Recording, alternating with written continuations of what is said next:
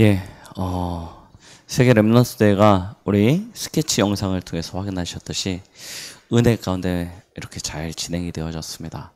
우리 렘넌트들 또 성도님들께서 또 참여하셔서 함께 은혜를 나누셨고요. 또 우리 영상을 통해서 보셨듯이 강북로의 북부 시찰에 있는 모든 교회들이 함께 연합해져서 본격적인 70운동을 일으킬 수 있는 축복의 시간이 되어졌습니다. 이 발판을 통해서 더 큰 하나님의 응답과 그 역사가 시작되게 될 것입니다. 이번 렘넌트 대회 때 받았던 말씀을 여러분들의 인생의 평생의 언약으로 붙잡고 실제 삶에서 응답과 축복으로 누리시길 예수 그리스도의 이름으로 축원드리겠습니다. 어떻게 누리냐? 그래서 오늘 말씀 제목이 기도하는 생활입니다.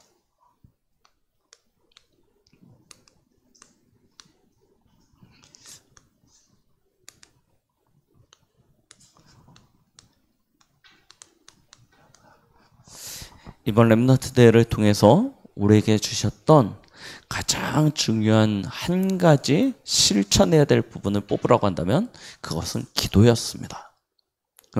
우리가 어떻게 기도를 구체화시키느냐, 이게 사실은 주어진 언약을 나의 것으로 실제로 누릴 수 있는 키가 되겠죠. 하나님은 저와 여러분들에게 분명히 약속하셨습니다. 무엇을요? 여러분들을 플랫폼 삼겠다는 것입니다. 플랫폼이 무엇인지 아시죠? 플랫폼은 사람들이 모일 수밖에 없는 시스템을 이야기하는 것입니다. 모든 것이 모여지는 곳이 플랫폼입니다. 하나님은 저와 여러분들을 플랫폼 삼으셨대요. 그냥 플랫폼이 아니고 시대를 보고 미래를 보면서 파수하는 파수꾼으로, 거기서 빛을 발하는 파수망대로 하나님께서 여러분들을 세우신다는 것입니다.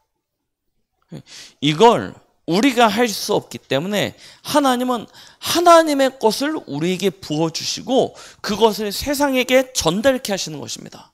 그게 안테나예요. 하나님은 우리에게 이 약속을 주십니다. 저와 여러분들에게는 하나님의 보좌의 모든 것이 집중되어질 것입니다. 왜 그러냐? 사단의 12가지 시스템에 완전히 묶여서 재앙 가운데 빠져버린 이 시대, 한 영혼을 살리시게 하여. 그래서 우리에게 이 보좌의 축복으로 역사하셔서 237과 수통케 하시는 축복을 우리에게 주신다는 것입니다. 이 응답이 저와 여러분들을 위하여 예비되어지는 최고의 축복이에요. 맞아요. 야, 과연 할 수 있을까? 과연 될까? 걱정하지 마십시오. 오늘 저희가 읽은 다니엘서 아시죠? 한 번도 다니엘이 내가 장차 저 바벨론이라는 강대국에 가가지고 거기서 총리가 돼서 세계복음화 해야지, 그런 꿈을 꾼 적이 없습니다. 그죠? 잘 놀고 있는데, 집에서 동네에서 골목에서 잘 놀고 있는데, 그죠? 어느 날 바벨론이라는 강대국이 쳐들어왔어요. 그래서 왕도 죽이고요, 다 포로로 잡아서 자기의 나라로 끌고 가는 것입니다. 이 어린 다니엘은 아무것도 모르고 붙잡혀서 끌려가는 거예요. 그런데 하나님께서 그 다니엘을 왕궁으로 보내십니다. 고위 관료가 되게 하시고 총리가 되게 하시고 세계복음화는 주역으로 세우십니다. 무엇입니까? 다니엘은 기대하지도 않았고 보지도 못했고 사실은 알지도 못했던 응답 가운데 있었던 것입니다. 하나님께서 다니엘을 그렇게 사용하신 거예요. 무엇 때문이냐? 한 가지, 언약 붙잡고 있었거든요. 선지자 이사야를 통해서 하나님께서 주셨던 그 언약을 어려서부터 말씀을 통해서 배운 것입니다. 아직 일어나지 않은 일인데 일어날 일에 대해서 말씀으로 배웠기 때문에 몰라요. 당연히 모르죠. 설마 진짜 그런 일이 있겠어? 라고 생각했을지도 모릅니다. 어느 날 그 시간표가 오는 거예요. 그때 다니엘이 무엇을 기억했냐? 하나님이 주신 말씀을 붙잡은 것입니다. 그리고 결단하죠. 그게 하나님이 보시기에 아름답고 선했던 것입니다. 하나님이 그 다니엘을 통해서 역사하시는 거예요. 우리는 어떻습니까? 강단의 말씀이 계속 흘러가고 있죠. 예, 본부의 훈련 메시지가 계속 전달되어지고 있습니다. 말씀은 계속 흘러가지만 우리는 흘러가는 그 말씀을 보면서 진짜 저렇게 될까? 진짜 저런 일이 내게 일어날 수 있을까? 라고 생각할지도 모릅니다. 내 지금 현실과 상황과 여러 가지를 봤을 때 진짜 이런 일들이 하고 생각되어질 경우들이 많을 거예요. 그런데 여러분 붙잡으시라니까요. 언약으로 붙잡고 마음에 담으세요. 그리고 중요한 시간표 앞에서 그 말씀을 가지고요 결단하고 도전하는 것입니다. 손해도 보고 혹시 목숨을 잃을지도 모릅니다. 그때가 중요한 거예요. 그때 뭐하냐? 말씀 앞에서 하나님 주신 언약을 가지고 결단하고 도전해요. 하나님께서요 우리가 보지 못하고 알지 못했던 자리로 우리를 인도하셔서 세계복음화의 주역으로 세우실 것입니다. 그걸 실제로 누리기 위해서 우리는 뭐하냐? 계속 말씀의 흐름, 그 언약의 흐름 속에 있어야 되기 때문에 그걸 붙잡는 기도의 비밀을 가져야 되는 것입니다. 자, 우리가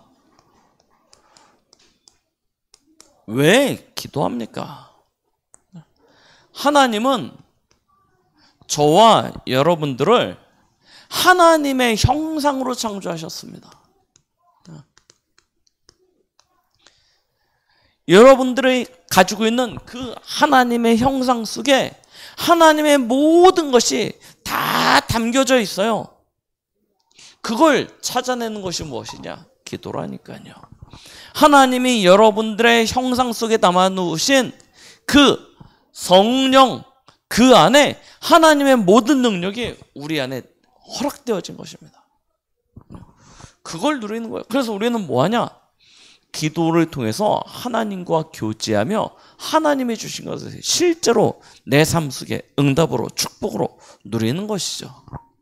이거 누리는 것입니다. 그러면서 우리가 왜 기도합니까? 요한복음 14장 13절입니다. 아버지로 하여금 아들로 말미암아 영광을 받으시게 하려 함이라. 예수님이 그렇게 말씀하셨어요. 우리의 모든 삶이 어디로 연결되어지냐? 하나님의 영광이죠. 이것으로 집중되어질 수 있도록 우리는 기도하는 것입니다. 그러려니까 무엇을 찾아야 되냐? 하나님의 계획이 무엇인지 알아야 우리의 인생이 하나님과 방향 맞춰질 것 아닙니까? 그래서 마태복음 6장에 예수님이 제자들에게 기도를 가르쳐 주시면서 이렇게 말씀하신 것입니다. 하늘에 계신 우리 아버지여, 이름이 거룩히 여김을 받으시오며 나라가 임하시오며 뜻이 하늘에서 이루어진 것 같이 땅에서도 이루어지리다 말씀하시는 거죠. 이게 우리의 유일한 기도라니까요. 우리는 하나님의 뜻이 땅에서 이루어지는 것에 방향 맞춰가는 것입니다. 그게 하나님의 영광을 나타내는 인생이 되어지는 거예요. 그러면서요, 이 길을 걸어가는데 저와 여러분들의 필요가 있지 않습니까? 우리 연약하잖아요. 결단하고 마음 먹고 가다가도 작은 걸림돌에 넘어져가지고요, 거기서 주저앉을 때도 있고요, 너무 힘들 때도 있습니다. 그때요, 뭐 합니까? 우리가 간구하는 나의 필요, 나의 소원이 있잖아요. 그걸 놓고 기도하는 것입니다. 히브리서 4장 16절, 때를 따라 돕는 은혜. 그것도 있지만 사실은 우리에게 염려도 생기지 않습니까? 이 염려와 근심과 걱정이 우리가 달려갈 길을 가지 못하도록 붙잡을 때가 있어요. 올무가 되어질 때가 있어요. 그때 우리의 마음과 생각을 지키는 것도 결국 무엇입니까? 기도밖에 없어요. 그래서 우리는 기도하게 되는 것입니다. 당연한 거예요. 그래야 어떤 축복이 옵니까? 우리의 신앙이 어린아이와 같은 신앙이 되어지지 않는 거예요. 계속 성숙해가고 성장해 나갈 수 있게 되는 것입니다. 영적 성장이죠.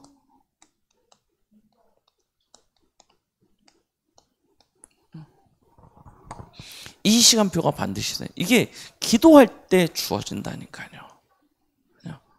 처음에는 그냥 주는 거 먹습니다.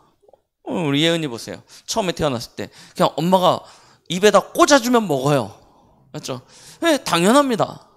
네, 그게 너무 익숙해요. 그런데 크면요, 꽂아주는 대로 안 먹습니다. 달라고 그래요. 먹고 싶은 거 오늘도 그래서 하나 사가지고 들어왔잖아요. 네, 보세요. 원하는 게 생기고 필요한 게 생긴다니까요. 그런데 그게 귀찮아. 그냥 꽂아주면 좋겠어, 맨날. 우리 신앙생활이 그렇게, 나는 아무것도 하기 싫은데 하나님이 그냥 내 입에다 맨날 꽂아줘. 그래서 그냥 나는 그냥 아무것도 안 하고 그냥 내가 1, 2 가면 하나님 쫓아와서 여기서 꽂아주고, 빨리 도망가면 막 쫓아와서 여기서 꽂아주고 하기만을 원해요. 근데 크면 밥상머리로 찾아온다니까요. 배고프면 찾아오게 되고, 와가지고 먹을 거 없으면 땡깡도 부리고, 맞죠? 해달라고 하기도 하고 하는 거죠. 성장해 나가는. 그러다가 어느 순간 되면 어머니를 몰아내고 자기가 또 하기도 하고, 맞죠? 성장해 간다. 이게 뭐 하는 시간이냐면 기도하는 시간이에요. 맞죠? 나의 영적인 성장, 하나님 앞에서. 마가복음 9장 29절에 말씀하셨죠. 기도 외에는 이런 능력이 나갈 수 있는 길이 없습니다. 기도할 때 우리의 영적인 성장이 이루어져요. 단순히 내 뜻, 내 계획이 이루어진다는 것이 아니라 진짜 기도하면 하나님과 교제하게 되어지고 하나님의 영광이 나의 목표가 되어지고 하나님의 계획이 나의 일이 되어져서 그 속에서 필요한 하나님의 것을 나의 것으로 찾게 되어지는 그런 성장을 이야기하는 것입니다. 그렇죠? 이게 다 어디서 오냐? 기도하는 가운데. 그렇죠? 그러면 자, 이러한 우리의 방향을 가지고 우리는 무슨 내용으로 기도해야 될까요? 기도에는 중요한 요소들이 있습니다. 우리 기도를 그냥 늘 구하는 것만 하고 달라고만 하다 보니까 진짜 중요한 기도 요소들을 놓치고 있는 경우들이 참 많아요. 근데 기도에는 중요한 5가지 요소가 있어요. 첫 번째, 우리의 기도의 목적은 하나님을 찬양하는 것입니다. 그래서 기도할 때는 항상 이게 제일 먼저 들어가요. 하나님의 호칭을 부르죠. 근데 그 앞에 뭘 붙여요, 항상. 그렇죠? 뭐 거룩하신 하나님, 은혜로우신 하나님, 뭐 영광을 받으시 합당하신 뭐 뭔가가 이렇게 쭉 붙죠. 하나님의 이름을 그냥 하는 것이 아니고 우리가 기도할 때요. 제일 먼저 뭐 하냐? 하나님의 이 이름을 찬양하는 것으로 시작되어지는 것입니다. 역대상 29장 10절로 11절 다윗의 기도를 보면 알 수 있겠죠. 늘 하나님 앞에 찬양하게 되어지는 것입니다. 자, 그러면서 뭐 하냐? 고백하죠. 무엇을 고백하냐? 하나님이 우리에게 주신 그 은혜, 하나님이 우리에게 허락하신 그 응답, 축복들을 고백하는 것입니다. 고백하면 반드시 뭐가 나오게 되죠? 감사가 따라오게 되어져 있죠. 감사가 따라오게 되는 것입니다. 이게 기도의 요소라니까요. 우리가 이 고백을 통해서 하나님 앞에 감사하게 되어질 때 놓치는 부분들이 있어요. 어떤 부분들이냐면 요한일서 1장 9절 말씀처럼요. 한 주간에 하나님이 주신 은혜와 그 사랑 앞에서 우리는 무엇을 고백하게 되어지냐면 나의 연약함을 고백하게 되어지는 것입니다. 그렇죠?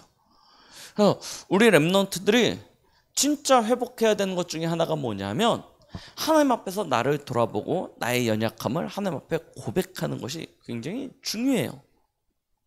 그래야 뭐가 필요한 걸 알게 되어지냐면 하나님의 은혜가 내게 필요한 존재라는 사실을 내가 알게 되어집니다.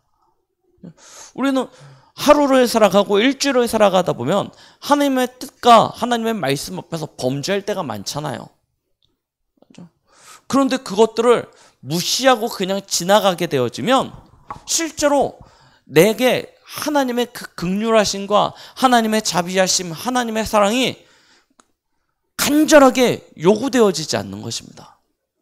그래서 이 고백을 다른 이야기로 하면 어떤 의미에선 회개라는 것과도 연결되어지는 것이죠. 일반적으로 교회에서 기도를 하게 되어지면 제일 먼저 배우는 게 뭐냐면 회개예요. 회개만 하다 끝나는 경우도 많습니다. 그런데 우리는 거기까지 갈 필요는 없어요. 회개에 너무 집착하실 필요는 없습니다. 자, 어저께 고백했던 회개를 또 오늘 또 꺼내서 또 고백하고 또 내일 꺼내서 또 고백하고 그런 경우들 너무나 많거든요. 그럴 필요까지는 없어요. 그런데 무엇을 위한 회개는 분명히 있어야 되냐면 내가 주의 뜻과 주의 계획 앞에서 순종하지 못하고 내 생각, 내 뜻, 내 주장을 가지고 살아왔던 부분들에 대해서 하나님 앞에 회개하고 내 뜻을 돌이키는 시간은 반드시 기도 속에서 있어야 되는 것입니다. 다윗의 기도를 가만히 들여다보면 항상 무엇이 있었냐면 이런 하나님 앞에 하는 회개의 기도가 항상 있었어요.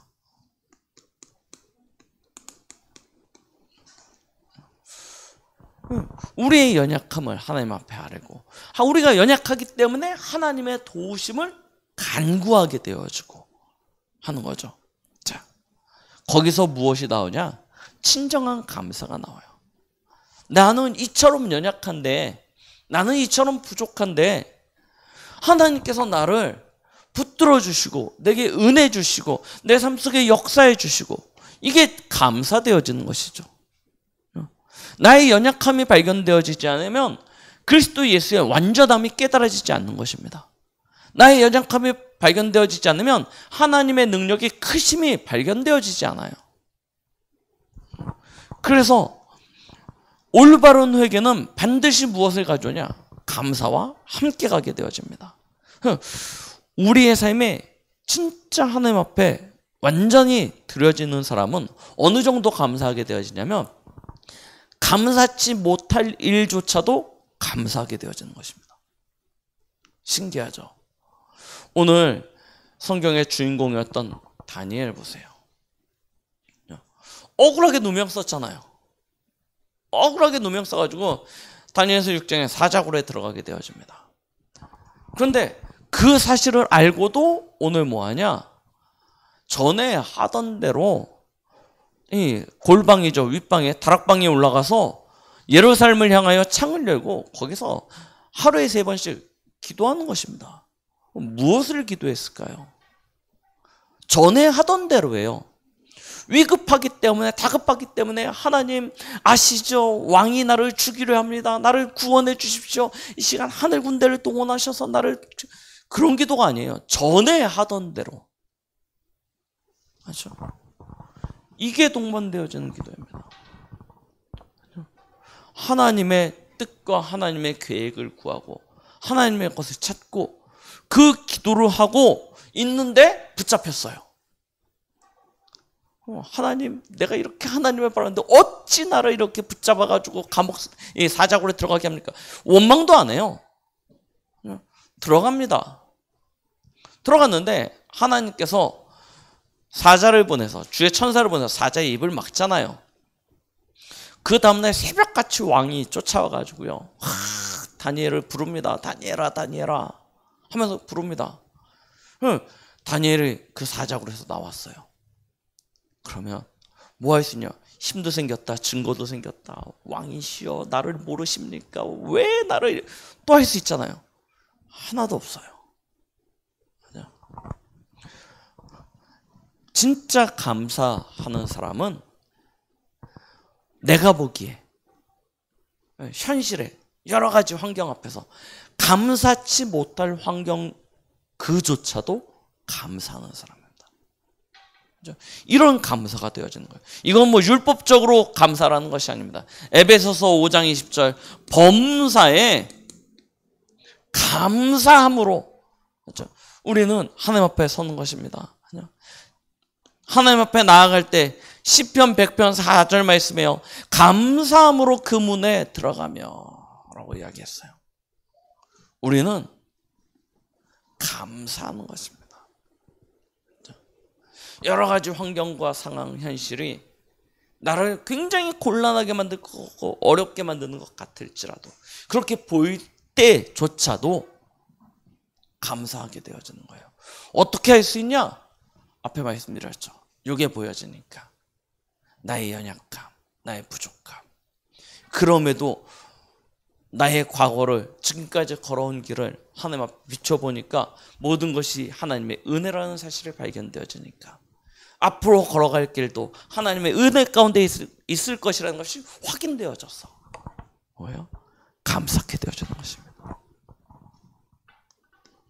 내가 이 축복을 누리다 보면 이 은혜와 이 축복이 내게만 필요치 않다는 것을 알게 되어져요. 나에게만 필요한 것이 아니고 모든 사람에게 이 은혜와 이 축복이 필요하다는 사실이 깨달아지게 되어지죠. 그래서 뭐예요? 중보로 기도하게 되어지는 것입니다. 야고보서 5장 16절 말씀처럼 서로를 위하여 기도하게 되어지는 것이죠. 심지어 디모데전서 2장 2절 말씀처럼 우리가 알지도 못하는 윤석열 대통령을 위해서 우리는 기도합니다. 심지어 저 북한에 있는 김정은을 놓고 기도합니다. 왜 기도할까요? 하나님의 은혜가 필요하다는 사실을 알거든요. 그래서 중보합니다. 아프리카에 계신 선교사님을 위해서, 쫙 유럽에 가 계신 선교사님들을 위해서, 우리는 멀리 있는 시공간을 뛰어넘는 그런 기도도 하게 되어지는 것이죠. 그리고 마지막입니다. 뭐 하게 되어지죠? 간구도 하게 되어집니다. 간구함이란 무엇입니까? 마태복음 7장 7절로 8절 말씀처럼요. 구하라, 그리하면 너에게 주실 것이요. 찾으라, 그러면 찾을 것이요. 문을 두드리라, 하면 너에게 열리리니 말씀하셨죠. 우리는 하나님 앞에 간구하는, 진짜 우리가 간구하지 못한다는 것은 어떻게 보면 기도 제목이 없는 것과도 마찬가지예요. 물론 모든 기도 제목이 없어지는 단계 속에 있으면 당연히 다 넘어설 수 있는, 초월하는 그런 수준이 될 수 있겠죠. 그러나 우리는 사실 그 정도 수준이 아니잖아요. 진짜 삶에 많은 하나님 앞에 부르짖고 구해야 될 일들이 생깁니다. 여러분 생각해 보십시오. 어느 날 집안에 빨간 딱지 쫙 붙었다. 그럼 여러분들 잠 편히 주무실 수 있는 분이 있겠습니까? 이리저리 뛰어다니다가 그래도 답이 안 나와. 그럼 어떻게 하겠습니까? 잠 못 자요. 교회 나와서 무조건 엎드려서 하나님 앞에 구하게 되어져 있습니다. 실제로 뭐가 없냐? 우리의 삶에 시급함, 다급함이 없어요. 물론 안 생기는 게 은혜겠죠. 그 정도 막 어려운 일이 안 생기는 게 은혜겠지만 우리가 기도하지 못한다는 것은 사실은 기도할 제목을 찾지 못했다는 것과 동일하게 되는 것입니다. 왜 기도할 제목을 찾지 못했을까? 생각해 보세요. 하나님의 진짜 은혜와 그 도우심이 내게 간절히 필요하게 되고 있는지, 아니면 그냥 내가 나름대로 열심히 하는데 하나님이 조금만 양념치듯이 도와주면 이게 완성되어질 것 같은 그런 인생인지, 진짜 하나님의 도우심이, 하나님의 필요가 보여진다면 우리는 기도할 수밖에 없는 것입니다. 이때 저와 여러분들에게 반드시 있어야 되는 것이 있죠. 그게 무엇입니까? 확신입니다. 기도하는 가운데 있어서 우리는 확신이에요. 어떤 확신입니까? 우리는 열심히 구하면 하나님 앞에 받는 것이 아닙니다. 우리가 대단히 뛰어난 믿음을 가졌기 때문에 받는 것도 아닙니다. 우리의 기도의 응답은 내가 잘해서가 아니고 모든 것의 주인 되시고 모든 것에 역사하시는 그 위대하신 하나님으로부터, 전지전능하신 하나님께로부터 온다는 확신이에요. 그렇죠? 이 확신을 가지고 우리는 기도하는 거예요. 대부분의 종교, 모든 종교 사실은 기도 행위를 합니다. 저와 여러분들도 나름대로 기도할 것입니다. 기도하는데 응답이 안 온다라고 생각했을 때 우리가 가지게 되어지는 물음표가 무엇입니까? 하나님은 내게 귀 기울이시지 않으시는가? 하나님은 내게 역사하지 않으시는가? 이런 물음표를 가질 수 있고요. 또 한편으로는 반대로 내가 아까 말했듯이 막 부르짖고 간구하고 절실함이 없어서 하나님께서 내게 응답해 주시지 않는가 하는 물음표도 생길 수 있을 것입니다. 그런데 진짜는 그것 아니에요. 뭐예요? 우리의 응답의 주체가 하나님께 있음을 인정치 못하는 거예요. 그래서 당장 응답이 안 오면 무응답처럼 보여지고요. 내 생각과 내가 계획한 것과 반대편에서 응답이 오면 응답이 아닌 것이라고 생각되어지는 것입니다. 우리의 응답은 하나님께 오는 것입니다. 여기에 대한 확신이에요. 그래서 저와 여러분들은 나타나는 응답의 역사보다 더 중요한 것이 무엇이냐? 하나님의 말씀을 붙잡는 것입니다. 요한복음 15장 7절. 너희가 내 안에 거하고 내 말이 너희 안에 거하면 이라고 말씀하셨습니다. 말씀의 언약을 정확히 붙잡는 거예요. 이게 참 응답이 되는 것입니다. 그러면서요,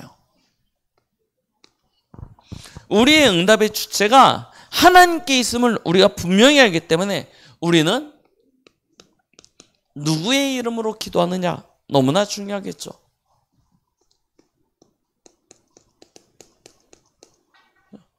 우리는 하나님이 우리에게 주신 열쇠죠. 예수 그리스도의 이름으로 간구하고 기도하는 것입니다. 자, 이때 우리의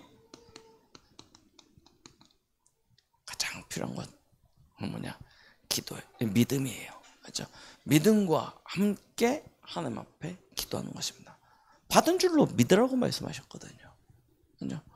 내 생각과 내 계획과 다르더라도 하나님께서 내게 응답해 주셨다는 사실을 믿는 것입니다. 그렇죠?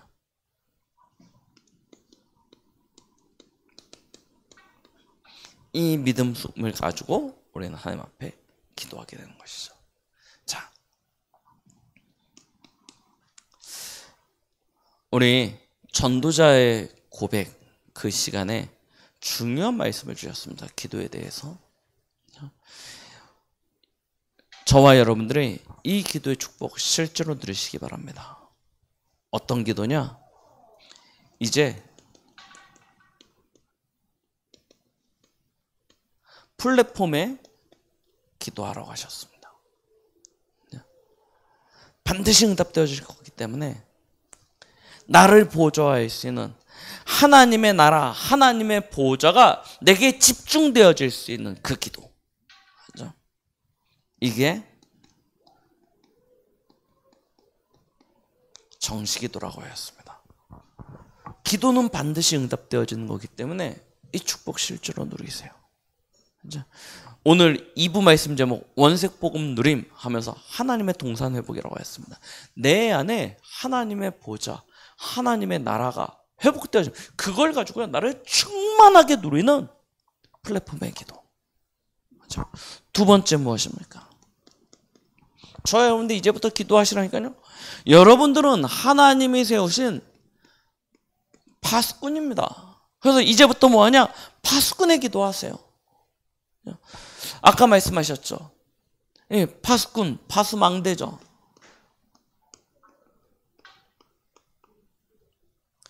모든 것에 의미를 두라고요. 모든 것에 의미를 두라고요. 그래서 보는 것, 생각하는 것, 호흡조차도 다 기도로 연결하라고 하셨습니다. 특히 내가 있는 그곳, 그곳에 하나님의 의미가 있어요. 그 의미를 찾는 기도입니다. 이 기도하라고 하셨어요. 우리는 그 기도의 축복을 실제로 되어 있는 거예요. 그게 무시기도입니다. 그러면 자연스럽게 뭐가 따라오냐? 24, 25 영원의 응답과 축복이 따라온다 라고 말씀하셨어요. 그래서 진짜 하시니까요. 플랫폼 기도, 하나님이 보좌로부터 주시는 힘을 얻는 기도, 파수망대, 파수꾼의 기도, 내가 있는 곳, 그것을 가지고 그곳에서 하나님의 의미를 찾는 기도. 그래야 뭐가 되어지냐면 여러분 237가 통하게 되어진다니까요. 오늘 이번에 주셨던 말씀 237가 통하는 산업, 237가 통하는 학업 어떻게 누리시겠습니까? 이거 가져야 돼요. 하나님의 의미를 찾는, 그래야 237가 통하는 것을 찾을 수 있게 되는 거예요. 그게 안테나의 기도입니다.